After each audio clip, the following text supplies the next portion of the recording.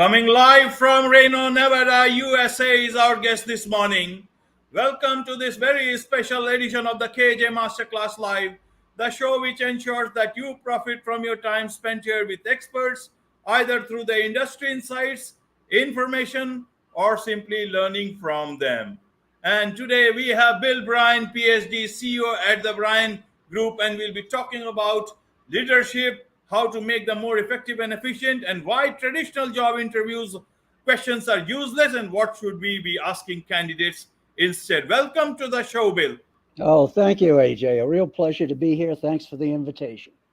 Thank you. And thank you for having you on the show, because we'll be learning something very practical that is needed by so many businesses, so many HR departments, and other places, organizations all across, not just globally, but so much also in India, because this has led to great resignation and so much so-called toxicity at workplaces and stresses. So, about you, Bill, exactly, you are the CEO at the Bryan Group. What exactly does your company do? We are a company that really focuses on performance and talent management and the development of leaders. And we also do executive search work for both businesses and education institutions, higher ed, as well as like superintendents of school systems. Right, right, Bill. And you see, you are an expert at developing and implementing competency and behavioral science-based hiring and OD systems that just work better. From embedding guided storytelling interviews into the hiring process to developing superstar performance models, your work has improved the functioning of organizations in every sector, and you have improved the functioning of companies as diverse as Anheuser-Busch, Major League Baseball, the U.S. Navy, and the Washoe County School District. So, just Right. to understand from you, Bill, you say that in today's time, not like the traditional questions; those questions are not going to work. In fact, you tell them useless, and we should be asking something else. Firstly, help us understand, why do you think in today's time those old traditional questions of hiring candidates does not work? Okay. AJ, they've never worked. People think they do. They have their favorite questions, but basically it ends up being intuition based, and often intuition is wrong. For example, people will get hired if they dress better, if they've got charisma, if they have experience, but charisma is not correlated with competence. Experience is not correlated with competence. So you really have to understand, how do you get into the person's mind to really figure out what their motivations are. And the only predictor of future performance and skills is past performance. So the question is, how do you get the past performance? If I can give you a little snapshot on history here, I'll give you the research. I'll give you the research background on this. I was in the Army and then got a doctorate in clinical psychology and worked in the clinical realm for almost 10 years on the staff of a hospital and so forth. Decided to shift. And in that shift, I had the great good fortune of being hired by the fellow by the name of David McClelland. And anybody who's been even universally around the world into MBA programs and things like that have probably run into McClelland and his social motive theory. Now, McClelland, fortunate for me, was a top competency researcher worldwide and motivation researcher. And he developed an approach to interviewing based on what's called critical incidents. And that started actually military interviewing around things that had gone wrong on the battlefield, things along those lines. But he refined it some, and I refined it further. But what we found out in doing research, and we do this, I've done it for the last 45 years, is that when you are studying the difference between superstar leaders and average or poor, the only way that you can find out what the difference is by getting what we're calling in-depth stories, personal stories that have occurred in the person's life. All of the traditional questions, tell me about yourself, what are your strengths, what are your limitations, what would others say about you, are useless. They have no predictive validity as to what the person will demonstrate in a new position or what their strengths really are. So in this type of a situation, the only way to get at someone's past behavior and to prove that they can demonstrate what you need in the job is to get them to tell stories. I can give you what that looks like if you would like me to. Yes, yes, please. Okay. So let's say you are going to come to work for me, and you've made it through 2 or 3 different cuts, okay, and you've made it down to the last 4 or 5, and you're not going to do the storytelling on everybody that you look at. You've got to have a sieve to kind of sort some out because it's pretty intense and it takes a fair amount of time. You can do some abbreviated versions. So we're down there, and what I say to you is, I say, AJ, great to have you today. You've made it here to the final cut.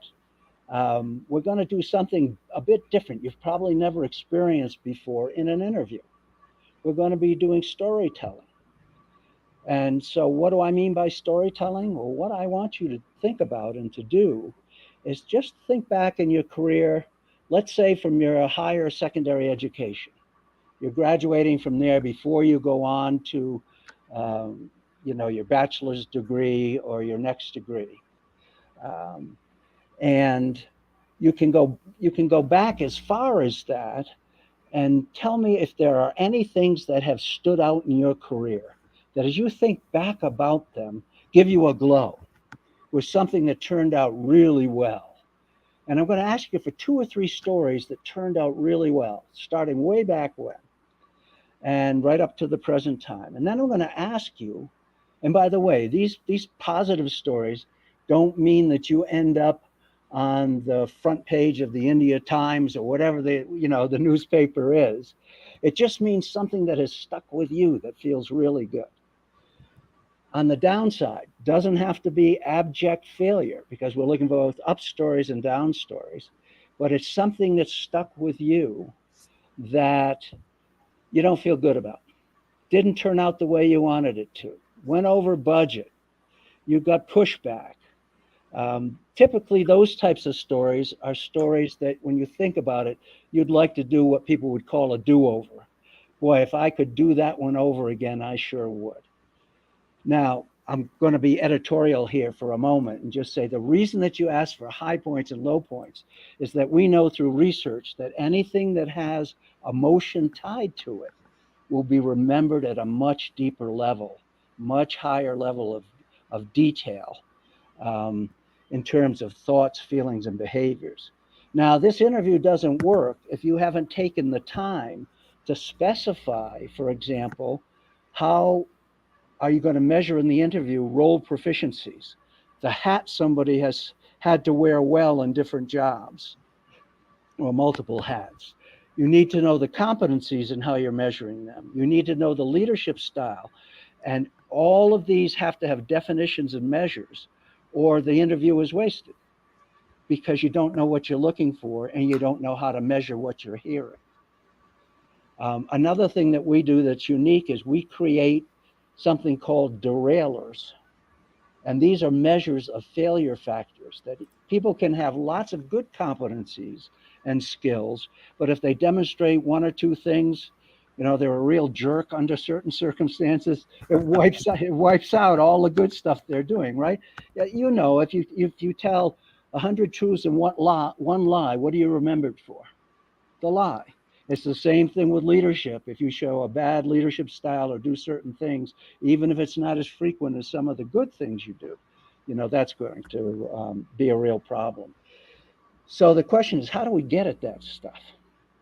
So in telling stories, let me give you an example. Let's say you're telling me a story that you want to get a grant of $500,000 to expand your podcasts and to have a greater impact, to get on different channels, whatever the case may be. And you've got to go to the board of directors for a foundation who's giving out these type of grants for the good work that you're doing, bringing practical skills to everybody. And so you tell me, we've talked the beginning of the story, and I won't go in there, but here's an example. You tell me, okay, I'm at the foundation. I'm about ready to walk into the boardroom. I'm open the door, and I say, wait a minute, AJ, hold on. Before you open that door, your hand's on the doorknob. What were you thinking? What were you feeling? You opened the door. What did you see? What did you do next? Recreate the conversation with the board. That's the level of detail you need. And if you have a set of criteria, like particularly around influence skills, which are often missed, you'll get a very different response. So somebody who is low on political savvy and influence skills say, well, what do you mean, Bill? My hand's on the door. I opened the door and I walked in, I looked for a seat and I sat down. Somebody who is much more savvy, and if this is what you're looking for, says, yeah, I opened the door and man, I scanned the room instantly. And there were people there I hadn't counted on. I hadn't been able to do some homework about them. So I don't know what to say to them that would influence them to give me the money. And then I had to figure out, whom should I sit next to? Because I've got to get somebody's ear even during the conversation. I'm making the pitch. You see what the difference is, and how storytelling illuminates for you what's on that person's mind, what's front of mind, how do they think, feel, and act. And you have to use the technique during their storytelling to bring that out. Right, Bill. So I just wonder, it's been so many years and the same pattern people have been following. All those top industry guys, the top CEOs, the top Mm-hmm. hiring firms, smaller hiring firms, path breaking hiring firms, recruiting agencies, everywhere, and even in the best practices. I don't know. I've never read those books, but I don't know what are there in those best practices. But what we see certainly today is that a lot of candidates are not happy. Even several instances, companies are not happy. The work culture is not happy. It has led to toxicity. It has led to more stress and Sure. more therapists into the work system. And you are still trying to find out what exactly is the problem. So, what is it that has led to us at this particular crossroad in terms of workplaces and all? Because does it mean that the HR does not know that the youngster who has just passed out of a management school or college, they don't know hiring? Is it, or their mind is corrupt? No. Yeah, yeah. Is it leadership problem, or is it somebody else? Is it just the society as a whole that we have started producing workers, or we have started looking at hiring workers who are just conformists? You have a set of questions and you just ask them, tell us about you. And Yeah. just to answer that questions, there might be millions and millions of searches, or just on the website itself. Yeah. Yeah. What has led us to this situation? Um, a lack of understanding of behavioral science, for one, and recognition that you have to identify what fit means in your organization. And just in a broad sense, I can count on one hand in the 50 years I've done consulting with organizations, from worldwide organizations down to smaller mom and pop. I can count on one hand when the issues, whether it's quiet quitting or great resignation, haven't been a problem with leadership. It's always leadership, always leadership. So what does that mean? That means that leaders don't understand people to start with. They don't have a profound knowledge of behavioral science and people. And they really don't understand how to influence well. And it's really fascinating. I've done a lot of leader development competency research for Fortune 500 companies. And one of the things you always do, because you have to get buy-in from the company, is you go around to senior managers and they want you to create these competency models so they can hire to it, they can develop to it. And you ask them, okay, so what are your superstars doing? Because that's your model. You want to have everybody perform like a superstar. And so they'll give me a list of stuff. And then I go out and I do the guided storytelling with their superstars, their average and poor. And what comes out is that the superstars, first of all, if let's say you ended up with 10 competencies, really, detailed types of skills that make them a superstar, 8 of those 10 will have nothing to do with technical competence. It will have to do with the ability to influence, resilience, compassion. It's much more the personality aspects. And a lot of that is just not, frankly, trainable. Anybody can get better at anything, but it's going to take too long. You want them to hit the ground running. You don't have 10 years to change their personality. So you've got to be sophisticated about this. You've got to know what's trainable and not trainable. And like I'm saying, 8 out of every 10 competencies for the superstars have nothing to do with technical competence. As a matter of fact, in many cases, it's the inverse. The higher the technical competence, the lousier the leadership. So let me go back to something. Have you ever heard of the Peter Principle? Not exactly. Yeah. I think there was a fellow by the name of Peter Townsend who wrote a book called that. But what he said was you rise to your level of your incompetence. So people are doing okay, and all of a sudden they're doing a crummy job. We see it around the world in every business of every type. Well, no modesty here. The Bryan Principle is that you rise to your level of your inability to influence. You rise to your level of your inability to influence. So this profound understanding and leadership of influence. And there's a mantra, because it's all around relationship, not building relationships for their own sake, but to get people motivated and to do the work and to work in teams well. But the mantra of a leader has to be heart before head, touch before task, and relationship before relevance and rigor. And if you don't start there with that mindset, you will never get people motivated or bought into what you're really trying to get them to do, and how they will, if they will use their discretionary effort on your behalf or not. When you talk about the great resignation, or in particular the quiet quitting, Right. you've got people just doing the minimum sorts of things to get by, and they're not giving you any discretionary effort. And often when you're not watching, they're watching something on YouTube. That's all leadership. And so when we get back now to talking about the hiring process, do you know how to hire for people who will fit your culture? Do you have the definitions from a role perspective, competency, and leadership style that will in fact, that's detail, valid, measurable, that will in fact fit in your culture? Even though I have created models for hiring and development in hundreds of cases, I have never created models that were exactly the same.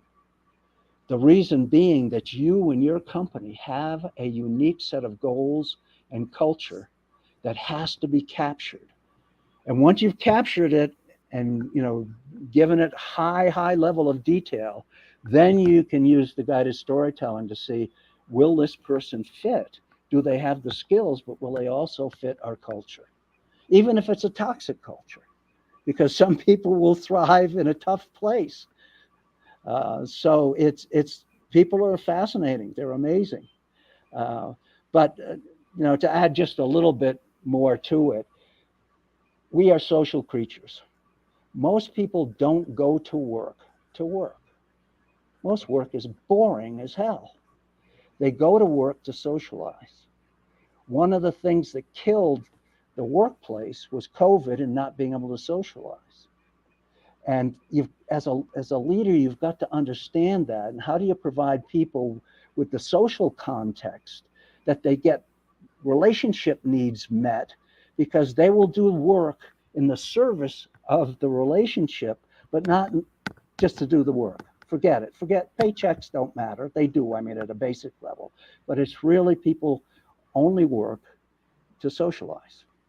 So this is when I talk about behavioral science. There's a lot, AJ, that goes into the mix of having a company be sophisticated and understand behavioral science and competency research and some of the things that are really necessary. You can make a huge difference in your culture and your productivity if you understand this. Right, right, Bill. Now, let me ask you a couple of things that you mentioned. One was leadership.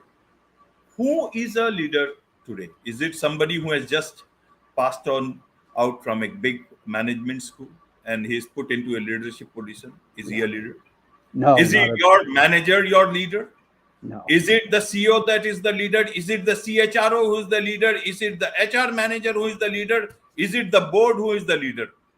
Is it the CEO who is the leader? All those CXOs, who is the leader? One is Well, that. well, if they have a position in which they have to influence and motivate others, they have to have leadership skills. Okay. And that has to progress in a scaffolding way to get greater and greater and greater. So, for example, somebody at a supervisory level has to think about influence maybe this much, okay? And how do I get my team that I'm working with to get the job done, meet deadlines, and so forth? When I work with CEOs at their level, the influence thinking has to be, this big. They spend 75, 80, 90% of their time thinking about how do I influence everybody? How do I beat the competition? How do I convince funders to give me the banks to give me the funding that I want? They live in an influence world. So with every job you go up, the influence requirements go up, but you have to be sophisticated enough to know how to then use influence. What are the influence skills at each level that are most critical? So everybody should be a leader that's at least in a supervisory position, if they're not just an individual contributor. But in today's world also, even individual contributors now are asking to be more team players. And if you're a team player, you've got to get more sophisticated about influence skills as well. And who are these superstars that you mentioned about? Because everybody seems to be looking for superstars within their organization. Are they the rainmakers? Are they the ones who are making the most amount of money?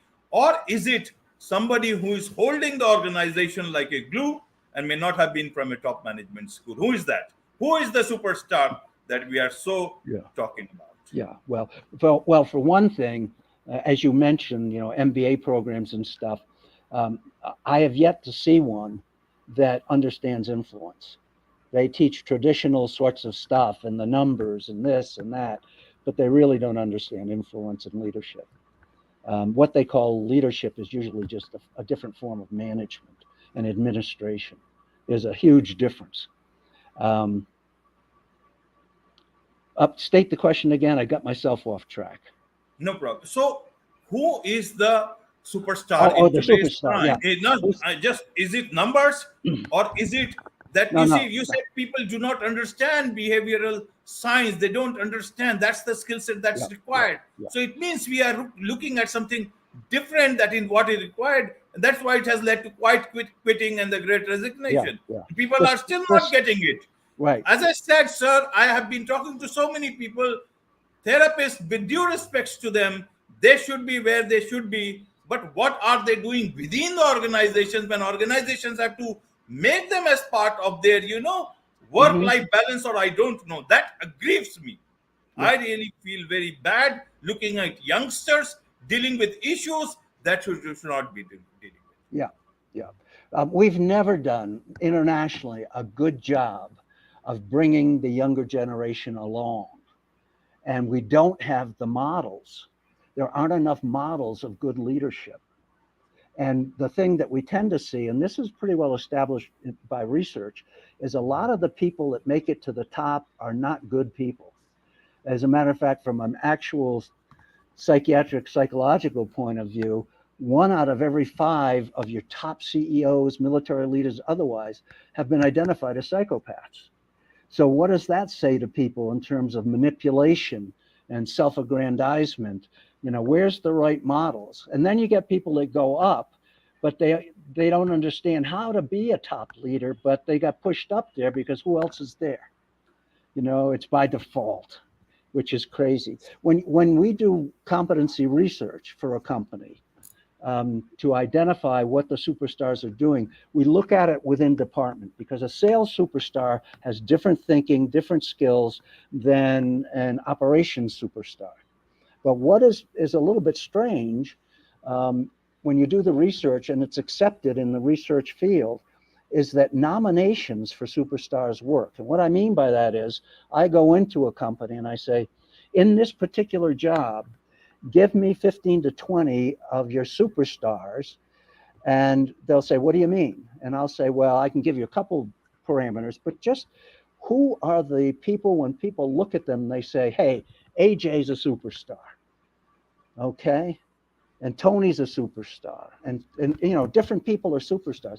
People can identify who the superstars are. What they can't identify, and any valid detail is what makes them a superstar. For example, yeah. For example, Bill, sorry to interrupt. Yep. Till 2 days back, there was this big company, social media company, then it got bought for $44 billion. And then those superstars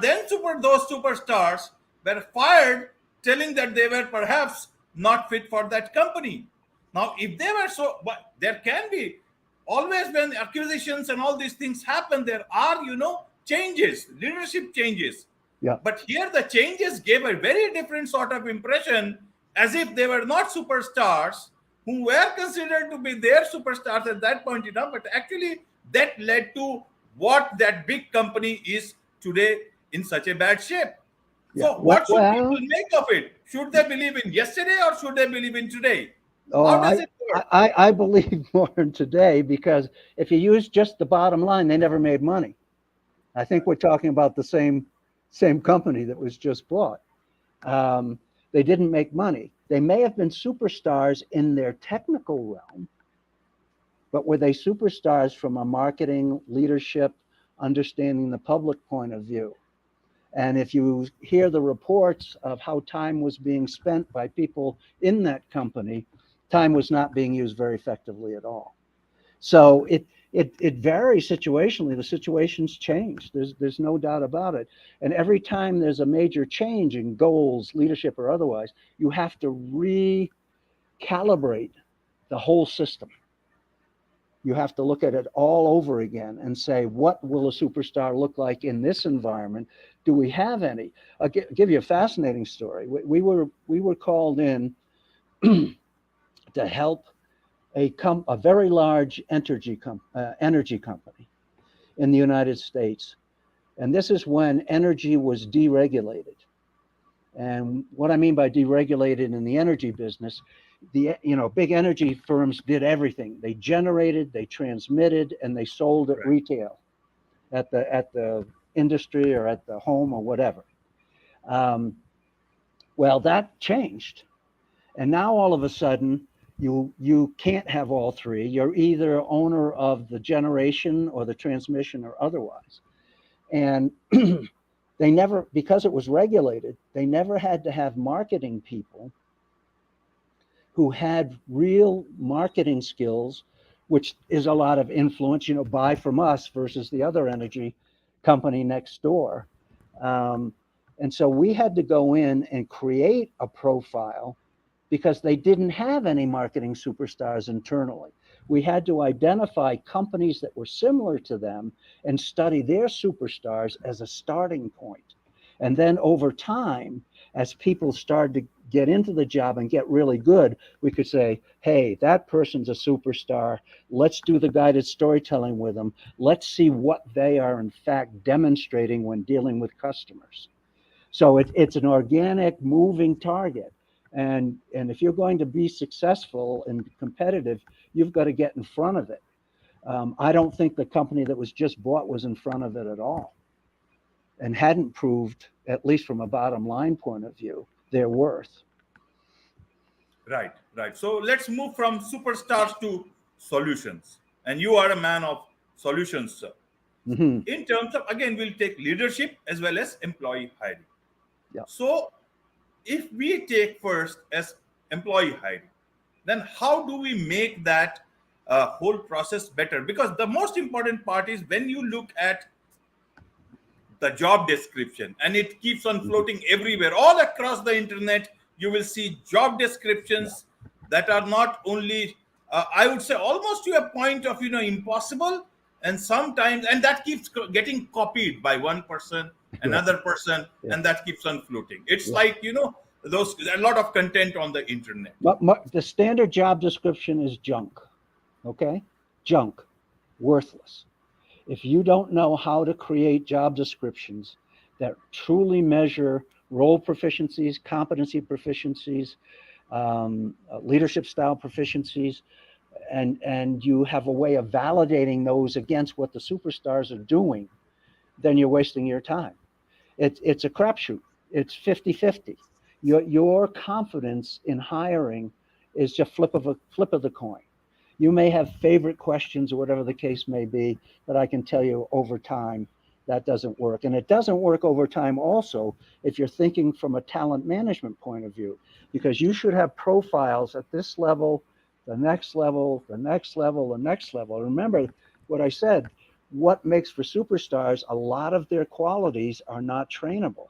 So you better be looking at it in a scaffolded fashion.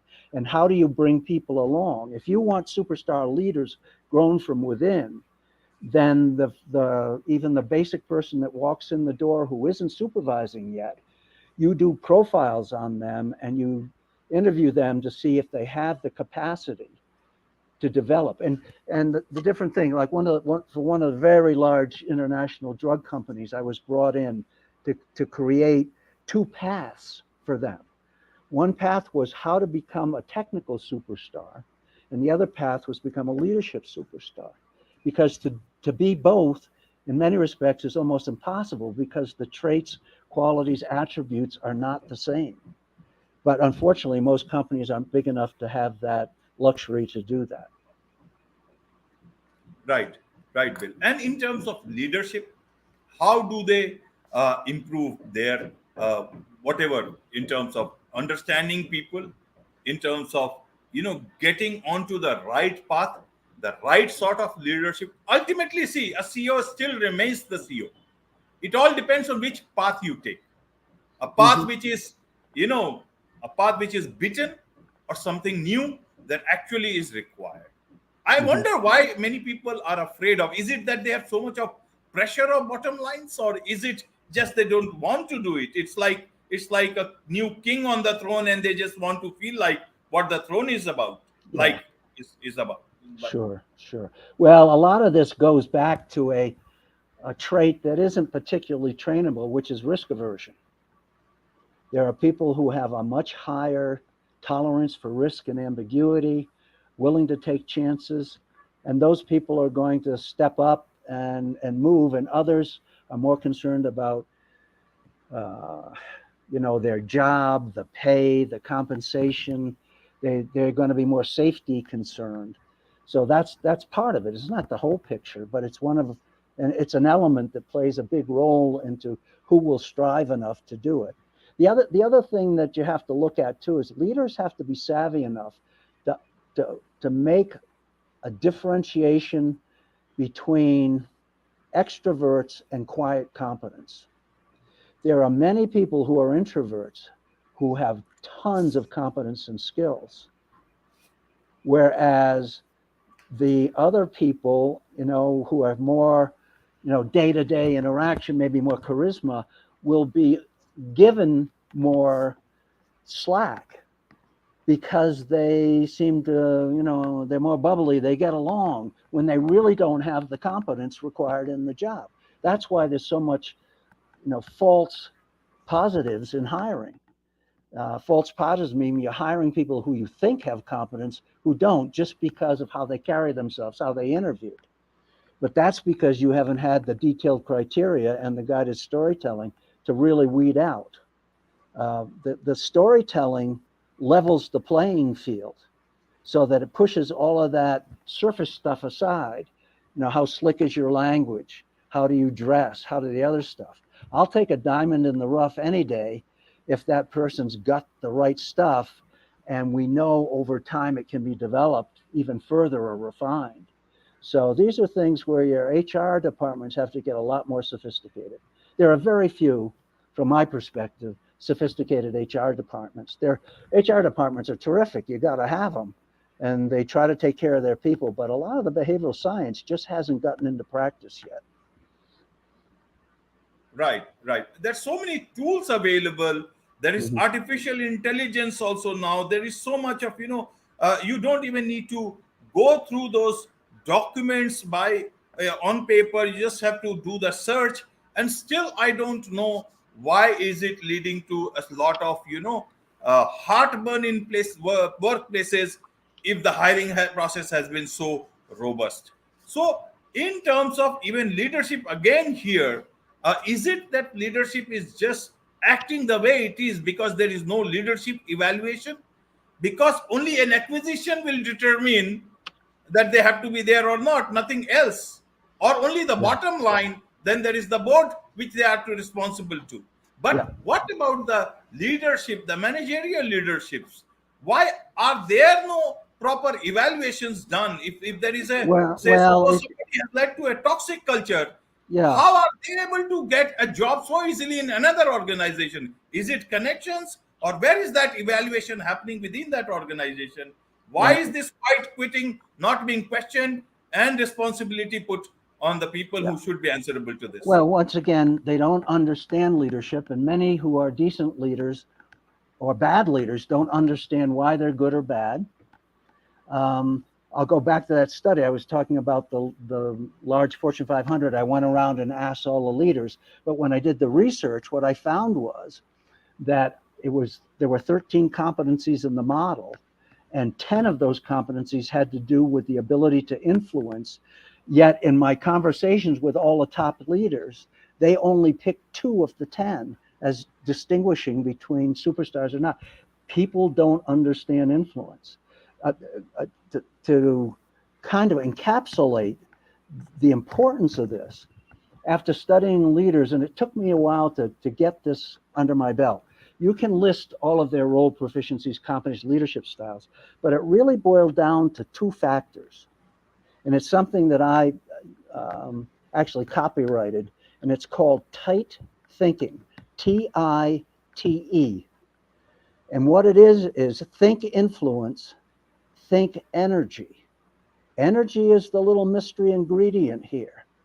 I always wondered, why are these superstars? I see the influence stuff, but also what else are they doing that makes them so darn effective? And what I found was it wasn't just how somebody used resources.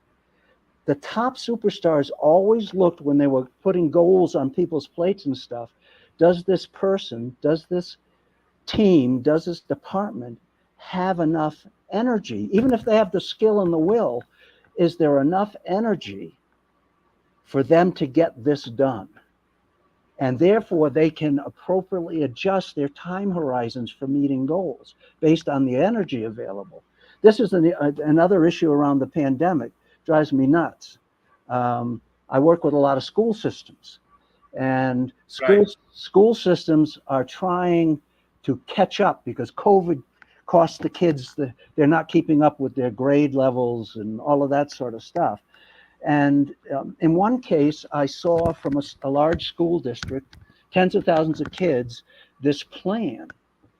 And the plan was 75 pages long and had 2 sentences on leadership in it. It was all about what teachers have to do, and these are the programs kids have to do. Absolute, formula for disaster, because there was no understanding that people are burned out. The kids don't have the energy. The teachers don't have the energy. I was hired by a foundation to go in to a very large, 7 of their large school districts. They were giving millions of dollars to. And they say, Bill, are we spending our money well? And I knew before I went in, just give me the money and I'll tell you, no, they're not. But I went in, and for example, one school system, and I do in a day, I can tell them exactly where their money is going, where the energy is going, why they're failing, a whole bunch of stuff. But in addition to just doing what they were supposed to do to educate kids, they had on their platter 150 programs that they'd gotten grants for to improve things. And immediately you say to yourself, Do you understand human beings? Because human beings can't do any more than one, two, at tops, three Right. things at any one time. So this totally overloads. And when you over goal, motivation goes out the door. You talk about quiet quitting. You want quiet quitting? Over goal people. Don't understand them. Don't understand behavioral science. So it all gets back to that, AJ. Right, Bill. So, in short, how can there are a lot of firms, and I keep on talking to so many of them, Mm-hmm. and some owners I know personally. So many people want to actually make their workplace a very happy place, but so many are still not able to. Yeah. How can they make their workplace a better workplace and leadership? They get the right sort of leadership. How do they do that? And second question is, so that you can respond at your own pace, is in this present atmosphere, how is it that employees can make their life better? Somebody who's looking for a job, what should he determine with how he should start his process of entering into the workforce, which is good for his body, mind, as well as pocket for his future? Well, you've got the two sides of the story here, right? Right. The boss and the employee.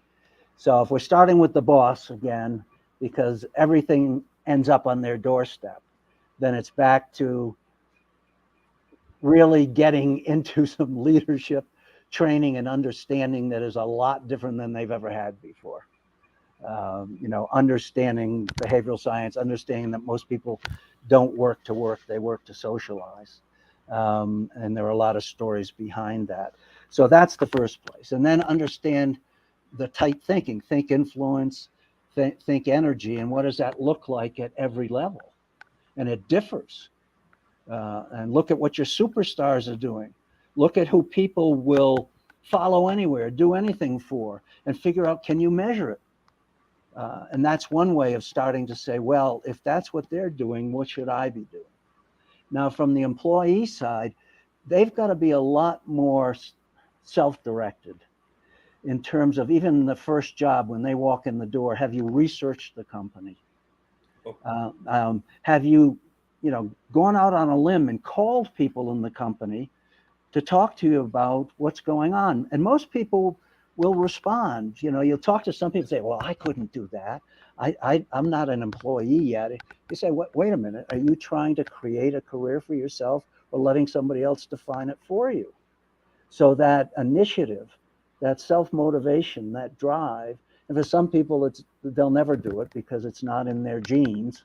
But others, if you can give them a model and help them develop some courage to, define themselves and recognize that in today's world, way back when you would work for one or two companies for your whole life, now most people are going to have 8, 10, 12 jobs at some point in time, and just understand what's the progression.